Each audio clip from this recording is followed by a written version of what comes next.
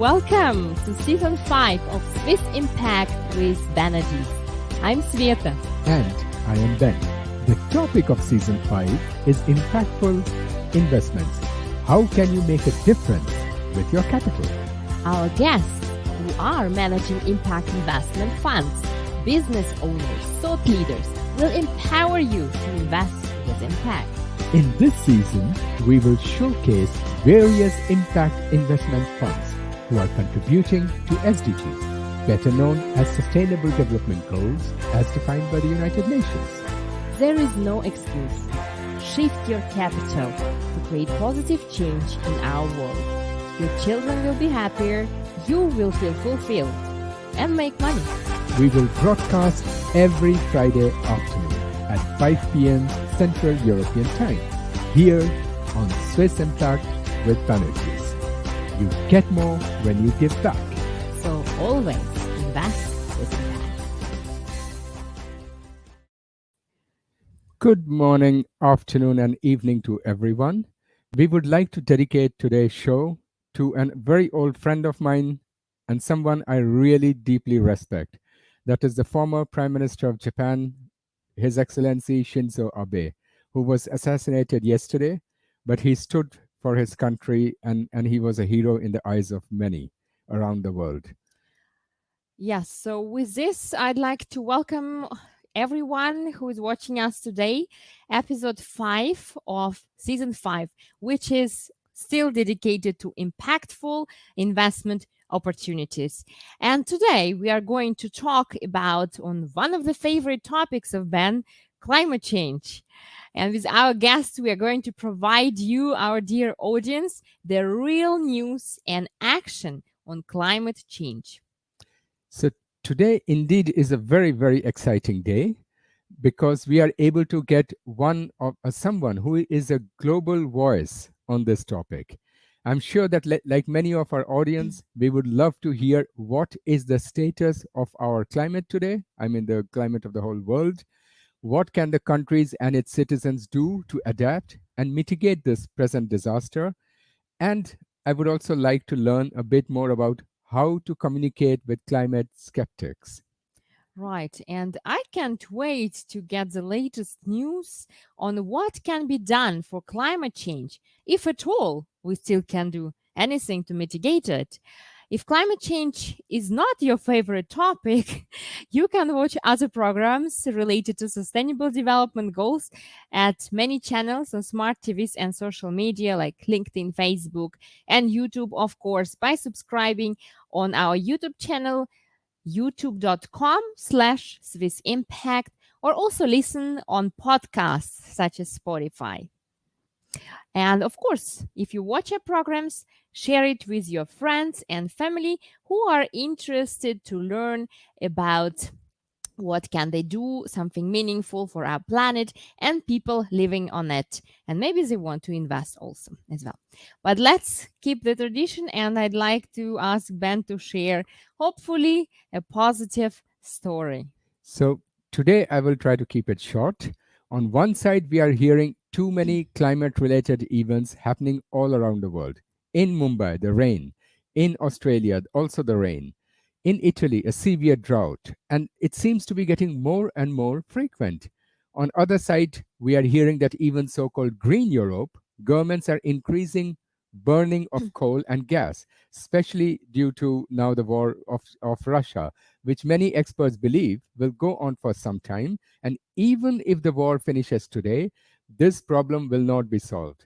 So there seems to be a clear delink. On one side, we know that we are dooming the future generation and even our generation for in the coming decades. But on the other hand, we still listen to the powerful fossil fuel lobbies, like recently the head of the US Petroleum Producers Group was asking for increasing oil production, thus advising government to invest more in extracting and burning fossil fuel, which for a very good reason, Mother Nature put it as deep under the ground as possible.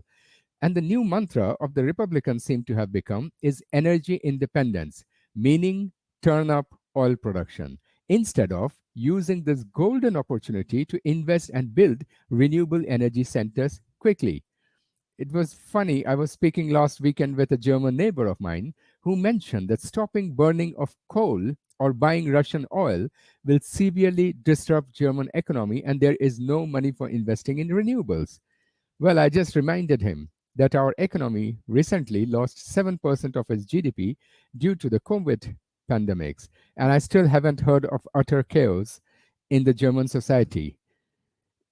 So, where are we standing now?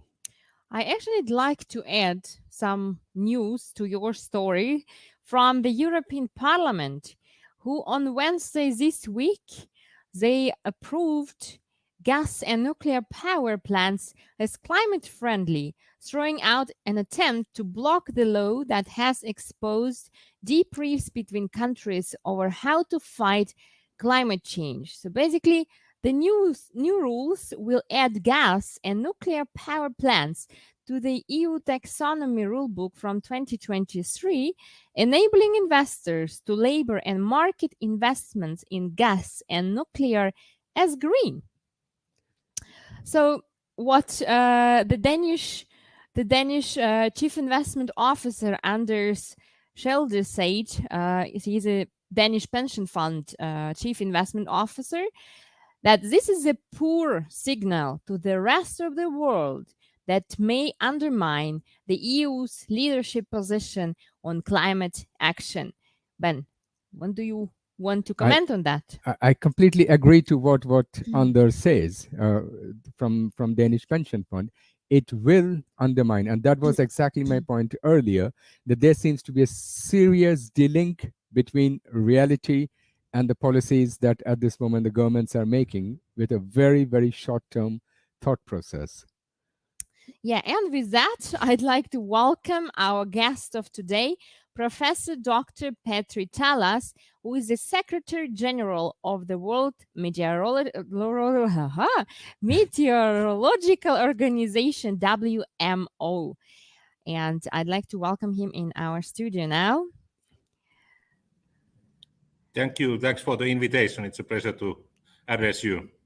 Welcome, Professor Taalas. It's our honor and pleasure to have you with us today. Thanks for accepting the invitation. Before we start with the interview, I want to give a short introduction about you to our audience. So, Professor Dr. Petteri Taalas was appointed by WMO Congress as a Secretary General of the World Meteorological Organization, headquartered here in Geneva. You started in 2016 for 4 years period, and then you got re-elected in 2019 by Congress to serve for a second term of another 4 years. Prior to this appointment, you were also Director General of the Finnish Meteorological Institute. During this period, you represented Finland as the Intergovernmental Panel on climate change, the famous IPCC organization. I think the world is knowing it, IPCC. So it's very famous, of course. And also, I'd like to say that you are true scientists, that you have a PhD in meteorology from the Department of Physics at the University of Helsinki. And you're also the author of around 50 peer-reviewed papers on satellite technology, global change, climate and atmospheric chemistry, as well as numerous other publications and presentations. Yeah, how did you do that in a lifetime? I don't know. So, Professor Taalas, can you please tell us a story on how you became the Secretary General of WMO? For the first 16 years of my career, I was working as a scientist, and I was interested in atmospheric science, and we were dealing with climate change and also atmospheric chemical composition related issues. And then I was attracted, and finally I became a professor, and then I was attracted to become Director General of the Finnish Meteorological Institute, which is a scientific and service institution, a fairly strong atmospheric science institution. And then I became a science bureaucrat in 2002, and then I was attracted to apply for the World Meteorological Organization Secretary-General post, and and in 2015 I was elected to my current post, and here we are dealing with weather, climate and water issues in the UN family, and we are also hosting IPCC, which is writing these scientific reports on status of climate, besides annual reports that we are publishing from WMO's side. If you see the news of extreme rainfall in Mumbai, in India, in Sydney, in Australia, extreme drought in Italy, etc., it seems that it's becoming more and more frequent also in other countries. Is it just our belief, or is it really happening? I have been using analogy to sports. The athletes are high-performing individuals, and if you give them doping, they can even perform better. And we have been doping the atmosphere by injecting more carbon dioxide and methane to the atmosphere, and that's why we have started seeing growing amount of extreme weather events, heat waves, flooding, drought, tropical storms, and sea level rise, melting of glaciers, and that's all because of especially our consumption of fossil energy, coal, oil, and natural gas. They're the main factors behind the fact that we have seen an increase, and we have also seen an increase in the economic losses during the past 50 years. They have been increasing fivefold, and so these impacts of climate change, they are becoming more and more expensive as well. And what is the World Meteorological Organization, and what is its mission? So we are the UN specialized agency on weather, climate, and water. We are dealing with weather services, early warning services. We are dealing with the status of climate, and also we are the founding father and host agency of IPCC, which produces these big climate reports, and then we are also in charge of the global water resource management, monitoring of the water resources worldwide, and practically all of the UN members are also our members. We have 193 members, and we have our headquarters in Geneva, and then we have also regional offices in other parts of the world, altogether 10 offices. Okay. And could you specify maybe in more detail which are WMO's focus areas? So we have established a global network to monitor real-time behavior of the atmosphere, which is the backbone of weather forecasting, and it's also a backbone of our understanding of the climate system.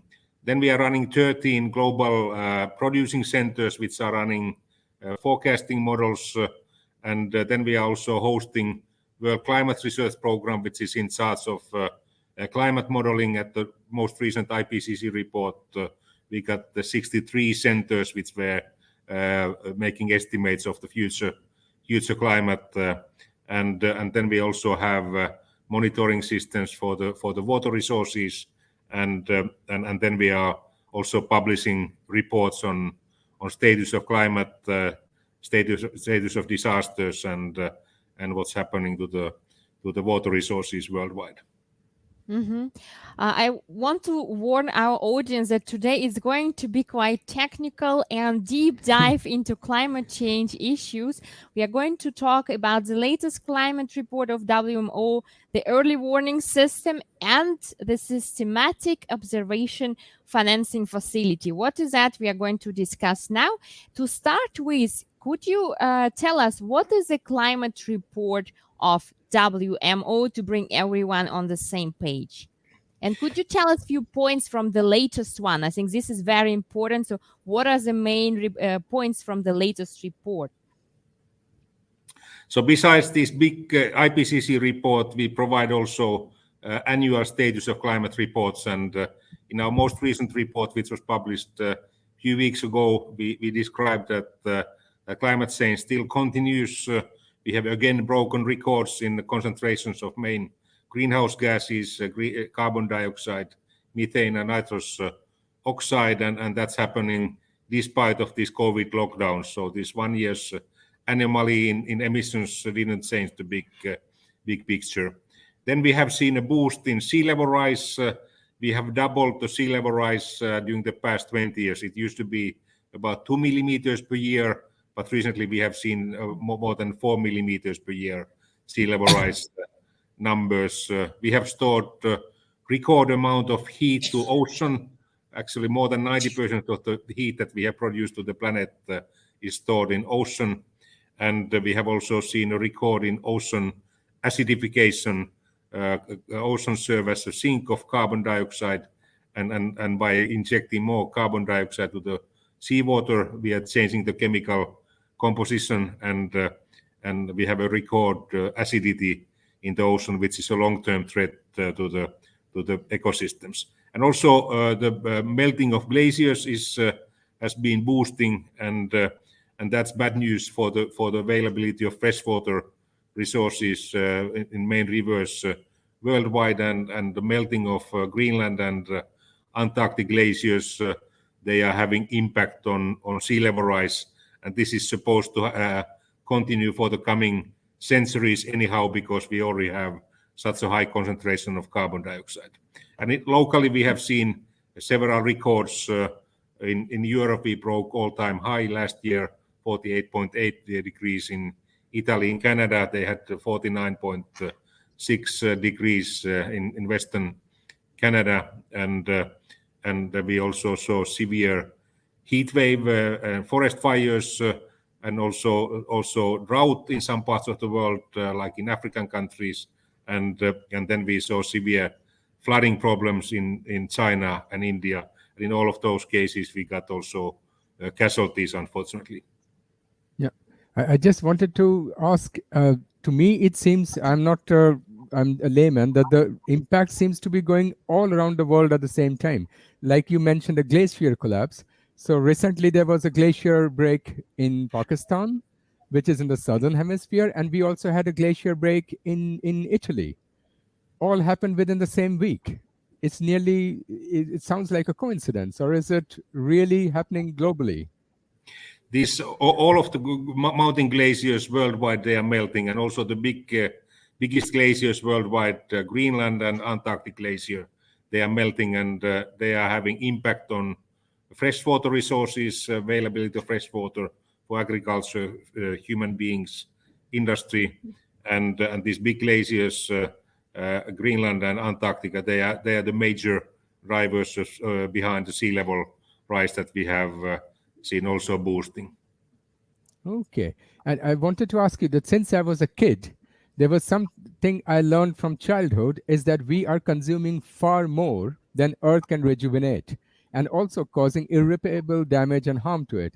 But somehow, in the last 40 years, this knowledge is not reaching the boardrooms of large industrial corporations, or so-called the polluters. So what, in your opinion, seems to be this communication barrier, or what is causing this communication barrier? Actually, when I studied meteorology in the early 80s, climate change was a top secret thing of the med science community, and thereafter we started publishing IPCC reports in the 90s, and there were first attacks against science, and it's a question whether these meteorologists can really, is this something reasonable, or is it just some dreaming that we could describe what's going to happen in the future. But nowadays, the impacts of climate change, they are seen everywhere in the world, and the governments have realized that we have a major problem called climate change, and that's recognized at the heads of state level. And the good news is that also the private sector has become a part of the solution. They were also suspicious whether this is a serious issue or not, but nowadays growing amount of big companies are interested in being part of the solution, and we are lucky to have also growing amount of financial and technical means to be successful in climate mitigation. For example, the prices of solar and wind energy, they are nowadays lower than the prices of fossil energy, and also the prices of batteries and electric vehicles have been dropping, and we are lucky that already 32 countries have reduced their emissions quite a bit during the past 15 years, mostly European countries and developed countries like USA, Singapore, and Japan, but also other countries. So there's a positive movement going on, but so far we are not heading towards the Paris the limits 1.5 to 2 degrees.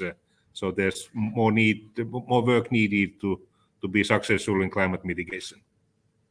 And when you're talking about or thinking about solutions, are you also taking the remote communities in your decision-making process?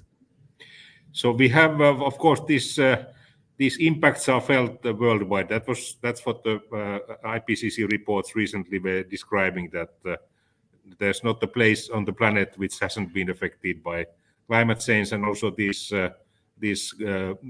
communities which are living in remote areas, they are very much concerned in the Arctic, on the island states, and so forth. So this is a global problem, and we need all of the players on board to be successful in solving this problem.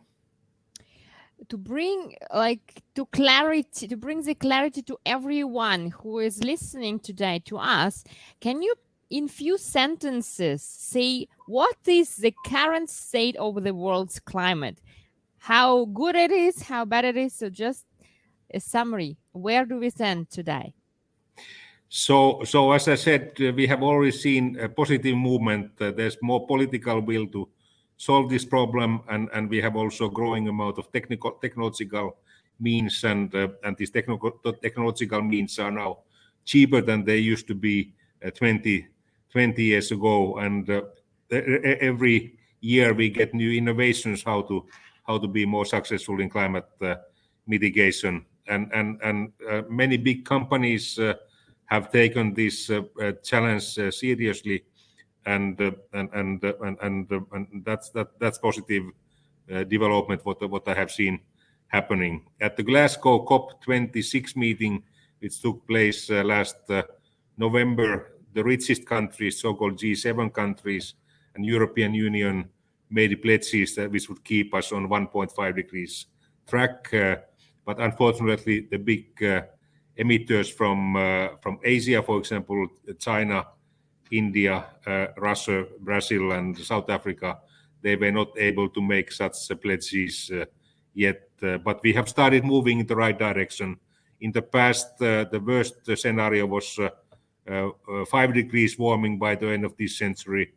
And today we are talking about 2.5 degrees warming, which is going to happen if we continue running the business as we have been doing so far. So we have been able to avoid the biggest disasters, but still this 2.5 degrees would be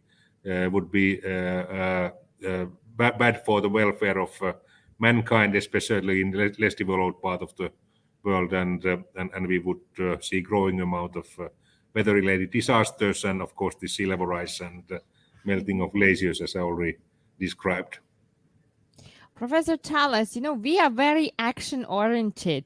This is a question. So what can be done to tackle the environmental issues?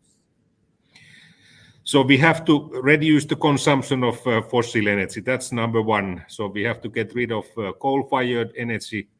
We have to stop using oil as fuel for transportation, and then we have to reduce the consumption of natural gas.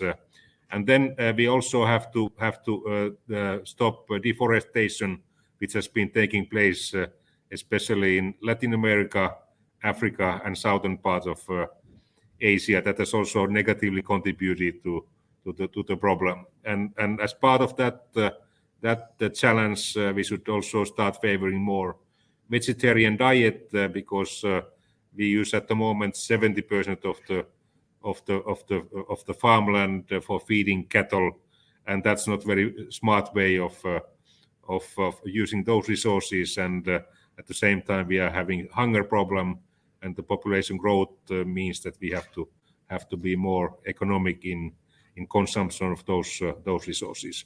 So, but the biggest problem is related to use of fossil energy, and second most important is this deforestation, especially in tropical areas.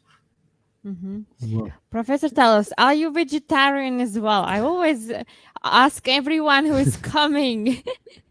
I'm eating very little meat, so that's I'm mostly eating vegetables and seafood, and the meat that we eat in our family, that's game. So it's not that's not part of the climate problem. It's something Right. Okay. different. I want to ask you a controversial question that there are many among us, like the former President of America, many Republicans, they believe that climate change is not man-made and is just a propaganda. I was also recently reading the news that many in Australia believe that the floods in Sydney are artificially created by cloud seeding and government-controlled weather manipulation. So what would you say to these people, and what are your thoughts or arguments on this?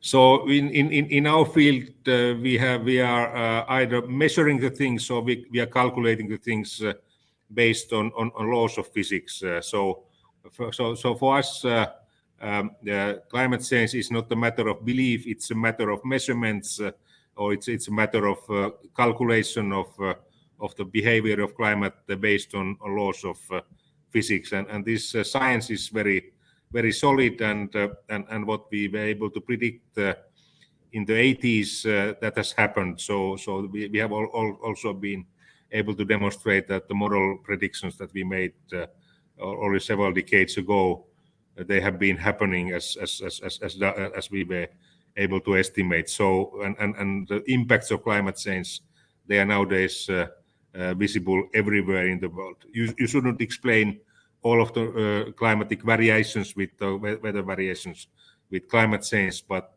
this trend of a growing amount of heat waves, growing amount of drought, growing amount of flooding, and more intense tropical storms in new areas like in southern parts of Africa, they are caused by climate change, and also this melting of glaciers and Arctic sea ice and snow. Those are clear indications of climate change. So science is very solid, and I would say that this climate skepticism is something which is more and more disappearing because the proof is so strong.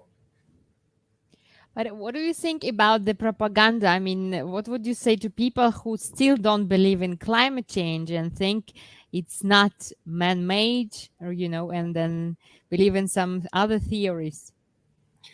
Of course, we always have people who want to have some alternative theories. We have seen it related to vaccinations. We see it at the moment related to the war in Ukraine and so forth. That's part of the human nature. Sometimes people don't like bad news, so they find a way to fight against the bad news, and one way to fight against bad news is to question the facts, and this is also happening in the field of climate science. But I would say that what has happened during the past 20 years, it's amazing. So I think that we have very few of those who don't believe in those in the scientific facts, and among the heads of state and governments, that doesn't exist anymore. Thank you for answering that question. Now, I'd like to talk about the early warning system. So you said you calculate everything based on physics, mathematics. Could you tell us what is the EWC, so early warning system, and what are its main features? Yeah, so besides the climate mitigation that we have been talking about so far, we have to pay attention to climate adaptation, because the negative trend in climate will continue for the coming decades anyhow, which means that we will see more and more weather extremes, drought, flooding, storms, and also strong weather variability. And to mitigate that problem, we have to create proper better early warning services, and also better ways to monitor and control the water resource management. And that's why we have created an initiative which is supported by Secretary-General Guterres. He has tasked WMO to prepare an action plan that all of the citizens of our planet would have access to early warning services. That means high impact weather events at the 1 week scale, seasonal predictions, which are important for farmers, for example, in tropical areas and low latitude areas, and also this El Nino La Nina variability, which is driving the global weather patterns, which we can forecast half year ahead. So we have prepared an action plan to improve the situation. At the moment, only half of our members have access to early warning services, and that means that when a high impact weather event hits them, there are more casualties, and also there are much more economic losses. So once these services are used, one could avoid both human casualties and economic losses, and enhance your agricultural productivity, use your energy systems in a wiser manner, and also there could be health related benefits by using those services. And we have to enhance the service capabilities especially in less developed countries, especially in Africa, Caribbean, Pacific Islands, and some parts of Asia and Latin America. But we are aware that some similar kind of systems exist in many countries, especially in Indonesia, India, and all that. So how does WMO's early warning system differentiate from the ones which already exist? So we are member organization. All of these services are carried out by individual members in individual member countries. But it's important that all of our members have the skills to run such services, and it's important that all of our members get access to products from the global producing centers, which are providing these early warning service calculations for the coming week, coming season, and even coming half year. And at the moment, only half of our members have such skills. And it's also important to be able to forecast the impact of the weather event, what kind of disturbances it's going to cause in safety matters, energy, agriculture, health, and so forth. And our developed country members have state-of-the-art know-how and state-of-the-art services in place, and WMO serves as like a family organization where we are sharing that know-how with rest of our members, and we are freely exchanging data, but we are also freely exchanging know-how, and that's what needs to happen to improve the early warning services worldwide. Because I was reading, we have the early warning system. For example, when the tsunami comes or something in Indonesia or India, there's a pre-warning. But on other hand, you must have heard about in India when the summer came. We were also in India when it suddenly, already in March, April, the weather reached 45 plus. The government had to recalculate its whole annual year's food production and had to reduce it with 20%. They said that because India was expecting a bumper crop, that there will be huge overproduction, and now they had to recalculate, and this happened within a period of a very short term with a very high temperature summer, that the government could already speculate or calculate that is going to impact the food production. So will you also be doing the same for all the countries of the world? So this is one example of this kind of impact-based forecasts, so impact-based services, and the developed countries and advanced countries with advanced services, they can do so, but half of our members can't do so, and this would be highly beneficial for the countries, but also for the humanitarian agencies. We have, for example, World Food Program, which is deciding how to assist the countries which are suffering from lack of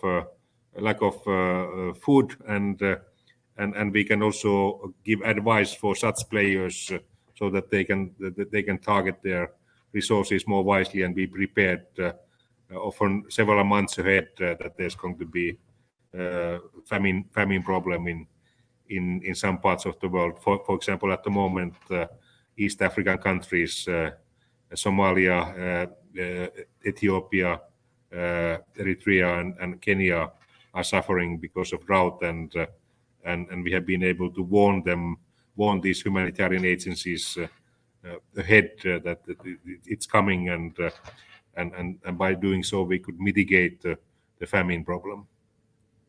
Professor Taalas, just for clarity, is this early warning system available for free for any country, or the countries must acquire it, so invest in that? So how does it work on practical level?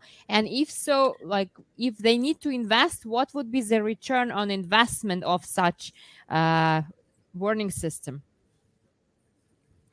Yeah, so basically, we expect that the governments invest in their national services, but we are also are aware that in some less developed countries and island states, the resources are limited, and that's why we are seeking for external resources for such purposes. We have to invest in the basic observing systems, and we have to invest in manpower capacity development, so that they can provide such services, and also distribution of the services, for example, mobile phone based systems and website based services, and there also private sector could play a role, and we are seeking for external financing for assisting our less developed country members to improve their basic infrastructures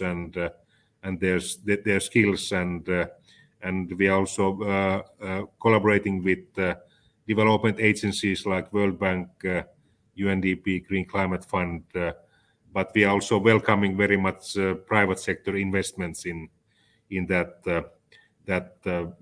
sector.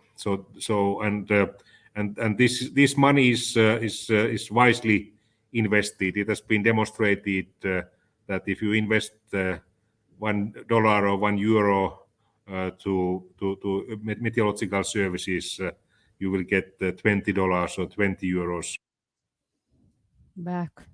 is 20-fold. Okay, that's extremely. And is this the same what your WMO is also speaking about, the systemic observation financing facility? So yeah, what is so that's part of this early warning service challenge that we are having ahead.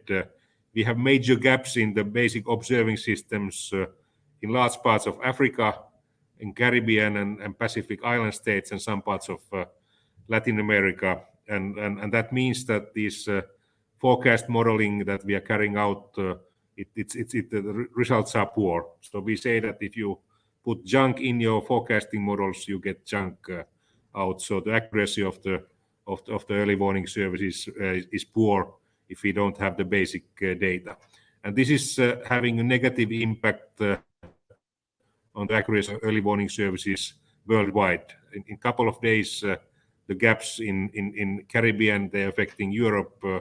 The gaps in Africa, in one day, they are affecting Southern Asia, and also these Pacific gaps, they're having negative impact on the accuracy in USA. So there's also good reason for the developed world to invest in the basic observing systems, and that's why we have created this SOF, systematic observation financing facility, where we already have 7 donor countries who are supporting the work, and we have started concrete action actually this month.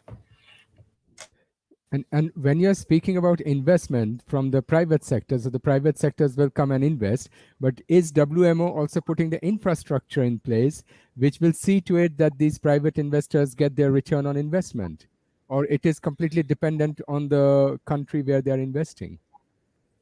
So we are very much favoring public-private partnership at the national level, and there are many services where private sector could play a role. These basic safety-related services, they are the duty of governments, but for example, energy-related services, agriculture-related services, health-related services, they could also be provided by private companies, and also these mobile phone-based services can be provided by private companies. So we are very much interested in seeing a public-private partnership. And nowadays also these computer resources may come from private sector. We have actors like IBM, Microsoft, which are having these cloud services, and we would also like to collaborate more and more with such players. So I see this as a public-private partnership issue, and also these instruments that are needed. They are of course produced by private companies, and in some countries, private sector is also running these national networks, and that's also one interesting opportunity from that perspective.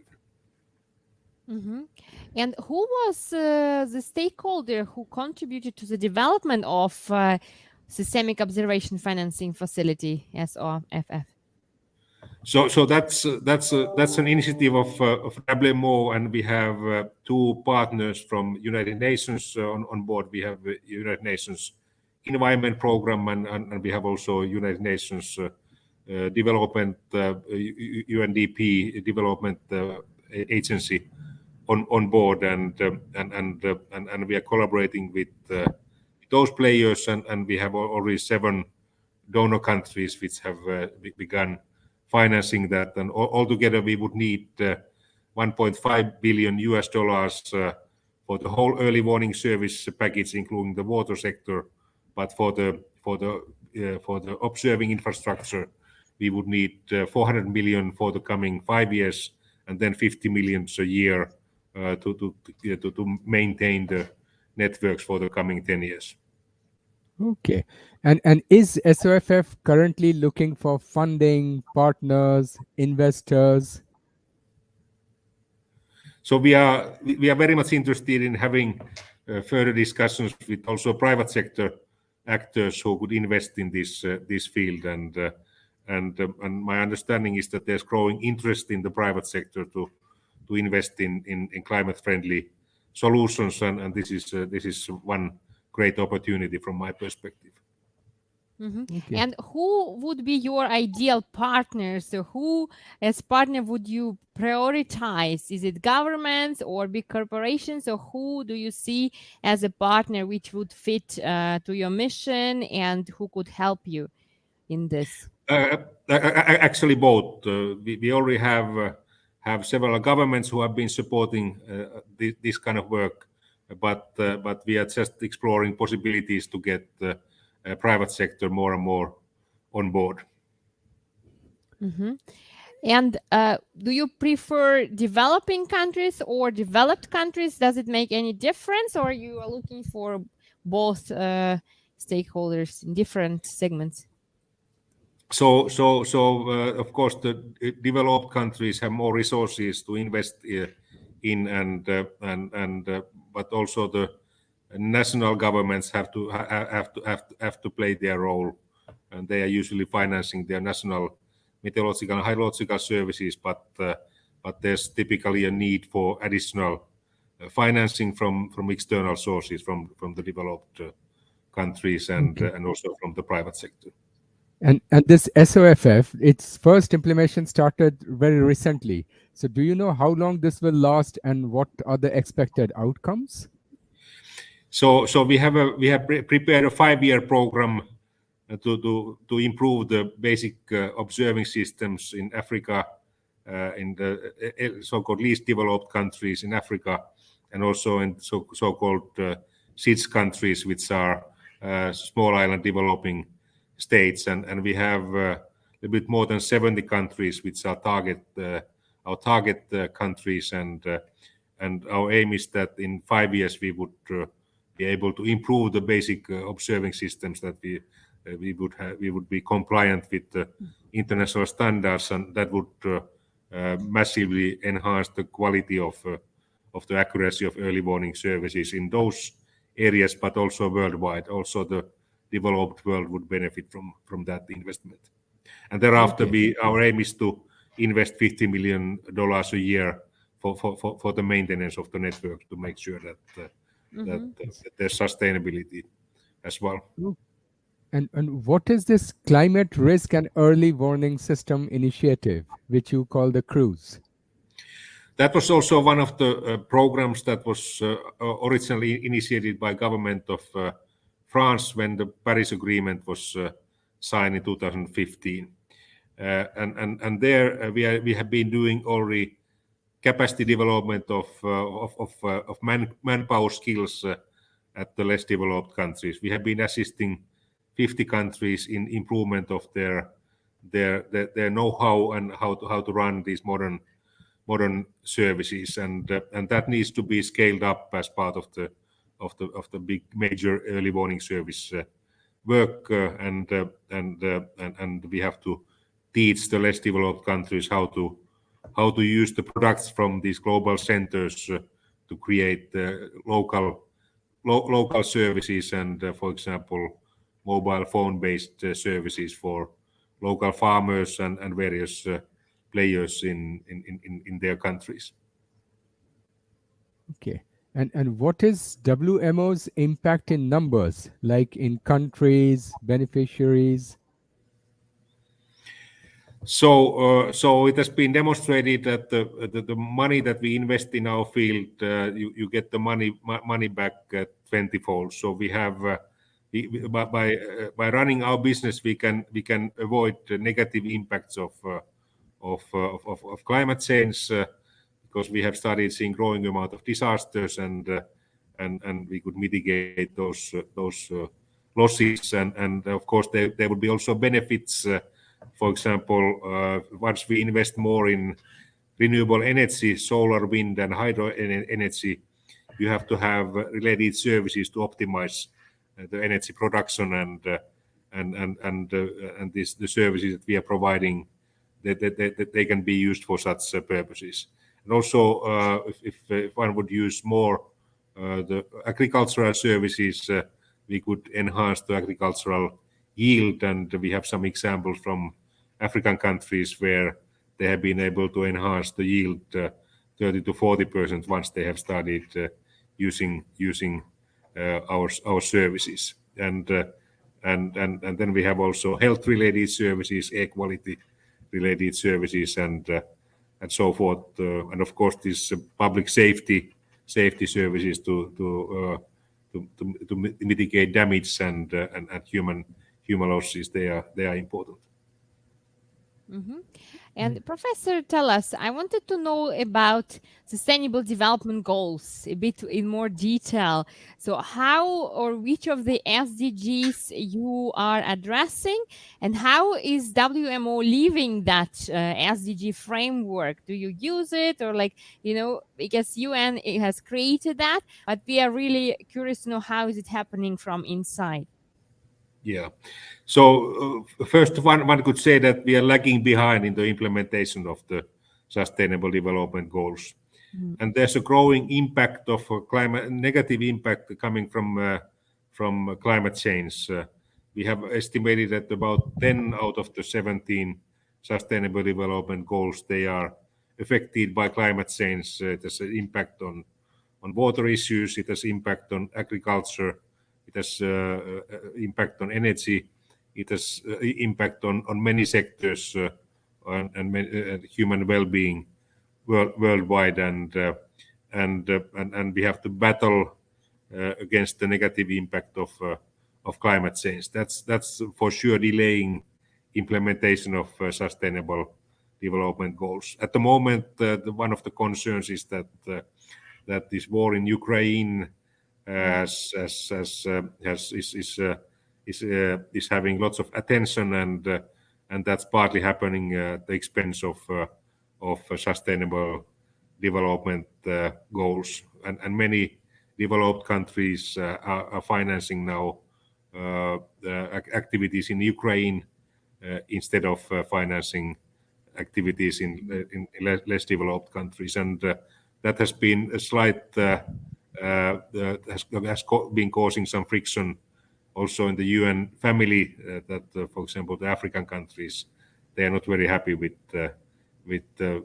this attention that we are giving to Ukraine. Of course, there needs to be attention to Ukraine, but if it's happening at the expense of their development challenges, that's a little bit controversial at the moment.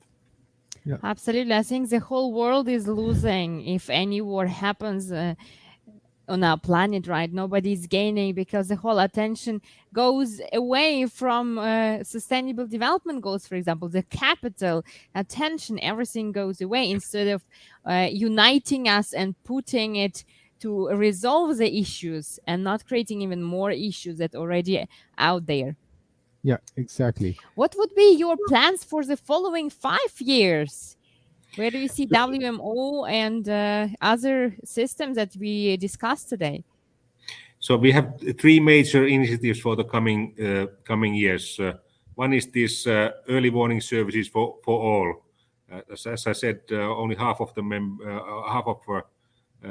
members of the 193 members of WMO have proper early warning services. That's one of our main goals, and there we have to invest also in these basic observing systems.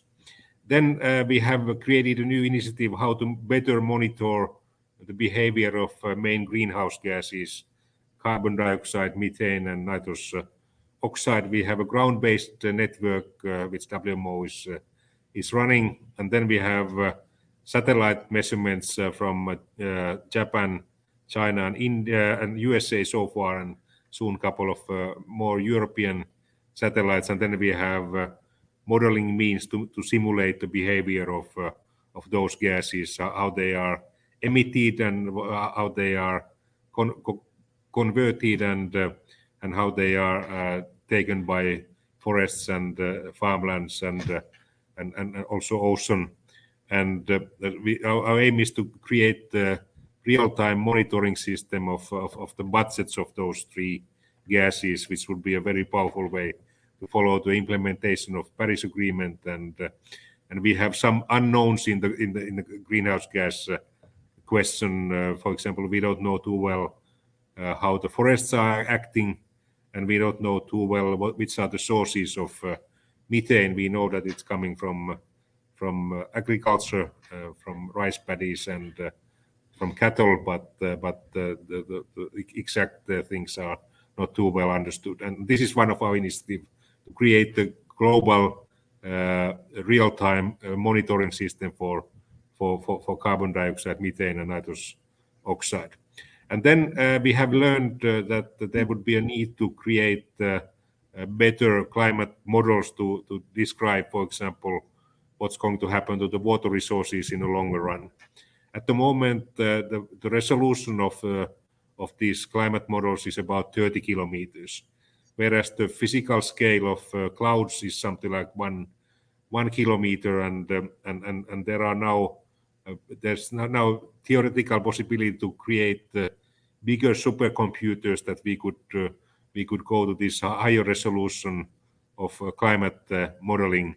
And one of our new initiatives is to create a global center which would have such computer resources available, and that would help us to have a better description of what's going to happen to the rainfall amounts and water resources in the longer run. So those three issues: early warning services, greenhouse gases, and climate modeling are the main issues that WMO is promoting at the moment. Okay. And what is the main challenge that WMO is facing or will face in the future? And how are you tackling it or planning to tackle it? I think that what we have realized that is that the issues that we are dealing with, disasters, climate change, changes in precipitation patterns and water resources, they are very high on the global agenda, and the demand of our expertise has been rapidly growing, and we need also resources for those purposes, and we also have to find resources to assist our less developed country members in coping to cope better with climate adaptation and growing impacts of climate change. Mm-hmm. Professor Taalas, knowing the inconvenient truth and all the facts, how can you sleep good at night? What keeps you going, and what's your inner energy that you still deliver the reports, and how do you do that? That's a good question. So So I have been following this climate issue for the past 40 years. I studied meteorology in the early 80s, and since then it has been important to communicate these facts to the decision makers and also for the private sector, big companies and so forth.